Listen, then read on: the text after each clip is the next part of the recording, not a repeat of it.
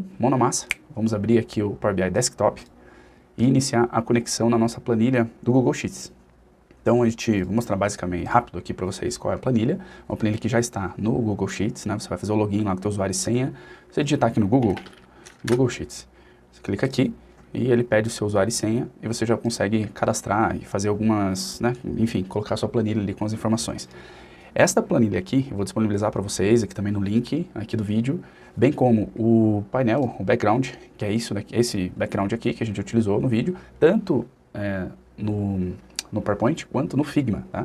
O que eu usei, na verdade, para criar ele foi no Figma, mas também fiz uma versão aqui no PowerPoint, porque tem gente que prefere um, gente que prefere o outro. Então vamos lá. A conexão aqui na planilha, tá? Explicando um pouco como que vai funcionar. Essa planilha, ela tem a hierarquia dela é de tipo, depois grupo e depois a descrição. Então o tipo, ele identifica se é uma receita, se é uma despesa fixa ou se é uma despesa variável. O grupo, tá dentro aí do tipo, né? Ele identifica, no caso aqui das despesas fixas, se é uma despesa de habitação, se é de transporte, se é de saúde e assim por diante. E a descrição é a despesa ou a receita de forma mais micro, né? O grão mais fino ali do nosso nível aí de granularidade dentro do dashboard. Então essa é a planilha geral que a gente vai utilizar, ok? Então a gente tem aqui a informação de tipo, de grupo, de descrição e depois mensalmente quais são os lançamentos. A gente vai conectar no Power BI Desktop com este link, copiar link. Aqui pelo lado direito a gente consegue fazer essa cópia, né? Ou ainda só selecionando o endereço ali na barra superior. A gente vem aqui para o Power BI Desktop e clica em obter dados. A gente traz aqui Google, planilhas do Google. Então, importar dados do Google Sheets. A gente clica aqui e vai conectar e informa aquele link que a gente acabou de copiar lá do Google Sheets. Ele vai pedir para vocês, provavelmente, usuário e senha, que você logou lá no Google Sheets, tá? Como eu já estou logado aqui, ele vai entrar direto e vai me trazer a planilha aqui já para fazer o tratamento dos dados. No caso de vocês, provavelmente ele vai solicitar esse usuário e senha, você vai mencionar, e na sequência ele até abre uma outra tela para que você consiga validar que o Power BI coleta essas informações. É bem simples também, não tem muito segredo. Você vai clicar aqui e daí a gente vai fazer a transformação dos dados. Então vamos praticar aqui a parte agora da transformação desses dados. A gente inicia nomeando, essa daqui é a nossa tabela fato, é onde acontecem as coisas, né? Então, movimento, eu vou chamar de movimento, tá? Fato, movimento, beleza? E só para antecipar, a gente vai trabalhar com duas tabelas. Essa daqui de movimento e a outra tabela, na verdade, é a de calendário, né? A tabela de calendário. São só essas duas, é bem simples aqui a montagem desse dashboard. Então, a primeira coisa é trazer esse cabeçalho aqui para cima, tá? Então, vamos analisar um pouco da estrutura aqui, como que tá. Eu sempre sugiro que, na verdade, a maneira que eu costumo montar meus dashboards é assim. Primeiro eu desenho ele num papel mesmo, né? Coloco a maneira ali que eu vou colocar à disposição dos gráficos, basicamente quais que eu vou utilizar, só para dar um norte. E quando eu vou fazer também a parte de tratamento aqui dos dados, né? A parte do ETL mesmo, eu acabo colocando quais colunas eu quero que estejam no final. Então, eu analiso a informação no contexto aqui, aí eu vejo que a maneira que eu vou utilizar, né, no caso aqui o tipo, o grupo, a descrição, se essas colunas, se eu tenho que jogar elas para baixo ou não. Então eu desenho isso para daí eu começar a execução. Analisando as informações aqui, a gente vê que é um tratamento bem simples. Então a primeira coisa que eu vou fazer é preencher para baixo esses dados aqui. Porque a ideia, gente, é trazer, na verdade, essas colunas aqui que estão as datas e os valores, é a gente jogar isso para baixo. Tá? Para que depois na leitura desses dados, para a gente fazer as contas lá no DAX, ele consiga olhar para uma coluna só. Então a gente vai pivotar, né? Jogar isso daqui para baixo a partir do momento em que a gente conseguir fazer esse preenchimento aqui para baixo. Então vou colocar aqui preencher para baixo. Notem que ele fez o passo aqui, mas ele não preencheu. Aqui até fiquei um tempinho para entender o que houve, né? E no Excel, quando eu conecto direto com uma planilha de Excel que está salva aí na minha máquina, ele fez normalmente. Agora, quando eu joguei ele para o Google Sheets, por algum motivo ele entende que esses dados que estão aqui na coluna mesclada, no caso, né?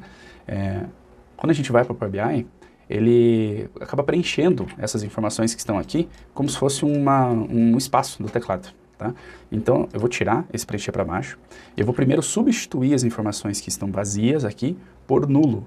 Porque daí, com informação nula, eu consigo fazer esse preenchimento. Então, é isso que a gente vai fazer agora. Eu vou substituir os valores. Deixei aqui o valor em branco, substituindo ele por null. Repare que eu selecionei com um Ctrl no teclado as duas colunas aqui. Então, beleza. Agora ele já trouxe null para todas elas.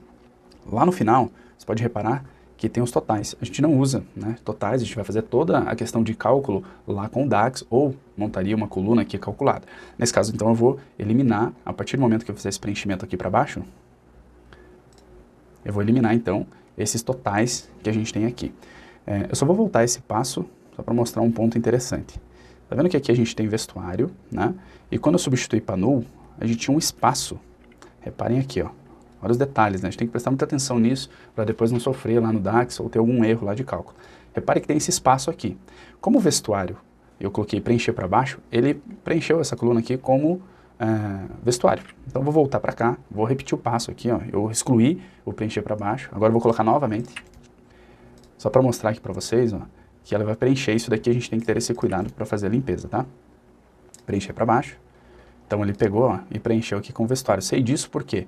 Porque aqui o espaço ainda se manteve, na descrição, que é na despesa especificamente. Então o que a gente vai fazer? Primeiro, um filtro aqui dos totais. Eu vou tirar, né, esses totais. E também aqui na descrição, não faz sentido a gente ter alguma descrição aqui de despesa que não tenha a informação. Em todas elas, onde houver, né, algum valor preenchido, tenho que ter a despesa, o nome dela. Então aqui eu também posso tirar o que está em vazio, ou o que está em branco. Agora sim, eu tenho já um pouco mais limpo aqui, já está um cenário mais interessante. Eu também não gosto de deixar esse tipo alterado, na verdade, assim, é uma boa prática a gente evitar, né, criar etapas ali que não são necessárias. Então eu posso jogar esse tipo alterado lá para o final, né, do meu tratamento aqui. Eu só tenho que prestar atenção se não perdi nada, eu devia ter feito isso antes ali, na verdade. Né? Então, beleza, valor substituído, depois eu preenchi para baixo, depois eu fiz o filtro, então o filtro nessas duas aqui. Legal, não perdi nada. O que a gente faz agora? Agora é aquele cenário que eu comentei para vocês. Ele não tem como fazer uma soma dessas colunas nesse formato que está. Então eu tenho que jogar essa linha aqui, ó, de receita, que está no grupo receita, que seria nesse caso aqui o salário da pessoa A ou da pessoa B, ou enfim, qualquer descritivo aqui que seja, ele tem que vir aqui para nós. Uma coluna aqui só com os valores, e daí teria que repetir. Receita, salário A novamente, e no caso, janeiro, fevereiro, março, abril, teria que criar uma coluna aqui com os meses e do lado os valores. Porque eu vou fazer a leitura dessa coluna de forma única, e desta maneira que eu estou comentando aqui, a gente consegue utilizar lá no DAX. Então eu seleciono as três, segurando o Ctrl no teclado, e vou transformar as outras colunas, então essas que eu não selecionei, em linhas. Então ele vai pegar esse bloco aqui das três, e vai jogar as outras abaixo delas. Fez esse cenário que eu acabei de explicar. Então ele está repetindo aqui para nós, ó, salário A 12 vezes no caso, né? Então lá no mês 1, 2, 3, 4, 5, 6 e assim por diante. Então ele jogou agora abaixo. Agora eu consigo somar essa coluna aqui. Então se eu fizer um filtro lá da descrição salário, ele vai filtrar para mim só salário e vai somar os valores que estão nessa coluna aqui de valor. O que eu tenho que fazer agora? Agora sim é interessante eu fazer o tipo de dados aqui. Então com o Ctrl A, ele seleciona todas as colunas, eu vou detectar o tipo de dados. Então esse aqui eu vou deixar realmente como texto, texto, texto. Aqui ele já entendeu o que é data, legal, é isso que a gente vai precisar, e aqui como valor. Vou alterar aqui para data de vencimento. E o valor aqui, também não faz sentido a gente levar valor zerado, valor que não tem ali uma informação. Então se vocês repararem no Excel, a gente tem aqui, por exemplo, a educação. Tem meses que não houve gasto. Então esse mês, de forma específica, ele criou uma linha ali para nós, com a informação da despesa, da educação e da conta específica, da descrição, mas como não tem valor, ele fica nulo. Então esse nulo para a gente não é relevante. A gente pode filtrar aqui também e tirar o nulo. Agora sim, podem até notar que a qualidade aqui da coluna, né, fica esse verdinho, mostra que a gente não tem erro e não tem informação vazia. Só que esse vazio a gente tem que cuidar, né, com o que a gente está tirando do vazio, senão a gente acaba perdendo informação. Então reparem que a gente foi fazendo os filtros nas etapas corretas, né, nos momentos certos, para a gente não acabar limpando, aplicando algum filtro que iria limpar, a gente ia perder alguma informação. Então beleza, daqui a gente transforma, né, clica no fechar e aplicar, ele vai trazer para a gente aqui no Power BI Desktop. Vamos esperar aqui ele fazer as continhas e partimos agora para decalendário. Decalendário tem várias formas da gente criar, tá? Então, vamos trabalhar aqui com o modelo mais simples, mas também posso disponibilizar para vocês um que eu acabo utilizando, também vou mostrar aqui rapidamente, mas que já é um modelinho, uma lista buferizada, que ela já cria de forma automática ali, baseado na tabela de datas que a gente apontar para ela visualizar. Então assim, olhando sempre lá na tabela de movimento data. Conforme as datas que estiverem ali, o comportamento dessa tabela de calendário ela vai se ajustando automaticamente. Então esse também é um modelo interessante para a gente trabalhar. Volto aqui em transformar dados e crio uma consulta nula. Vou mostrar um modelo mais comum. Tá? Consulta nula. Por aqui tem a list.date. Sempre faço isso. Clico Enter ali, mas é um tab, né? O que ele pede? Alguns parâmetros para nós. Quais são os parâmetros? Quando inicia essa data, né? A quantidade de datas que a gente vai criar, de linhas, e também a cada, qual vai ser o pulo ali que ela vai ter. Então vamos lá, 1/1 de 2024, a gente está falando de dados de 2024, nesse ano tem 366 dias, né? Fevereiro foi 29, vai ser 29, e ele vai pular, ou vai criar de 1 em 1.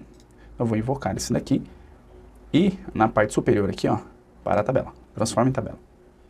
Então, ok, beleza.